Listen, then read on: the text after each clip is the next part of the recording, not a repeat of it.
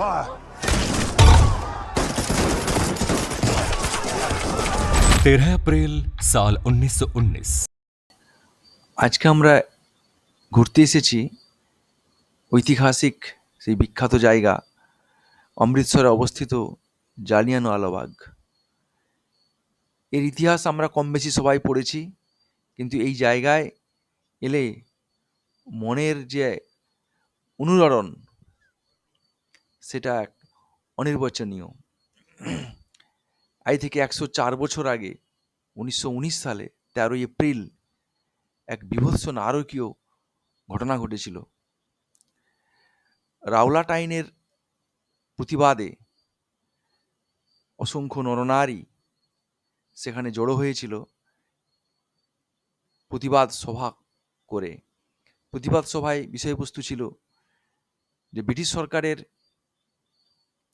তৈরি করা আইন, রাওলাট আইন, যে আইনটা ছিল ব্রিটিশ বিরোধী, অর্থাৎ রাষ্ট্রদ্রোহিতার অভিযোগে কোনো বিচার ব্যবস্থা হবে না, সে বিচার ব্যবস্থা না করে সরাসরি মানুষকে কারারুদ্ধ করবে।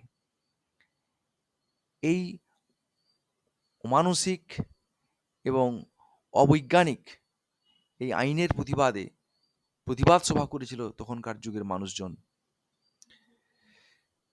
তখন ছিল পাঞ্জাবের লেফটেন্যান্ট গভর্নর মাইকেল ফ্রান্সিস। এই মাইকেল ফ্রান্সিসই অর্ডার দিয়েছিল ডায়ারকে। ডায়ার তখন গুলি চালাতে নির্দেশ দিয়েছিল পুলিশ অফিসারদের।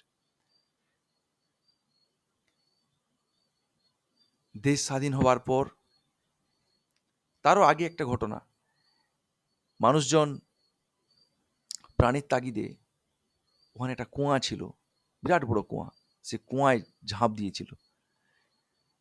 প্রায় 2 শতাধিক শিশু, মহিলা, পুরুষের দেহ উদ্ধার হয়েছিল কুয়া থেকে। এ না দেখলে বা অনুভব না করলে বুঝতে পারা অসম্ভব ব্যাপার। সেখানে আজও গুলির দাগ দেয়ালে দেখতে পায়। গুলির দাগগুলো আমরা ছবিতে দেখাবো, তোমরা সব দেখবে। সেই গুলি 104 বছর আগে যে দেয়ালে গুলির লেগেছিল, সেই গুলির আজও পর্যন্ত দাগ আছে। একটা মন্দির ছিল সেখানে, সেই মন্দিরটার দেয়ালে এবং মন্দিরের ভিতরে অসংখ্য গুলির দাগ। মানুষজন প্রাণের তাগিদে মন্দিরের ভিতরে ঢুকে গিয়েছিল, কিন্তু রক্ষা পায়নি। প্রায় 1200 উপরে মানুষজন আহত হয়েছিল, রক্তের বন্যা বয়ে গেছিল। সেই লেফটেন্যান্ট গভর্নর মাইকেল ফ্রান্সিস এবং ডায়ার কি অমানসিক ভাবে গুলি চালিয়েছিল সেটা ইতিহাসে আমাদের লেখা হয়ে আছে। সেই জায়গায় আমরা এসেছি, আমরা ঘুরে ঘুরে দেখছি এবং ছবিও তুলছি। ছবিগুলো সব দেখানো আছে, তোমরা দেখবে।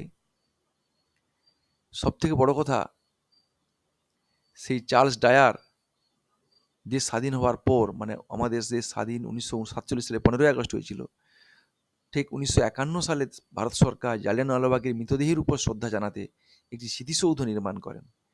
এই বিরাট স্মৃতিসৌধ এটা প্রতি বছর এই 13 এপ্রিল দিনটিকে নিয়মিতভাবে মৃতদের বিপ্লবীদের প্রতি শ্রদ্ধা জ্ঞাপন করে আসা হচ্ছে।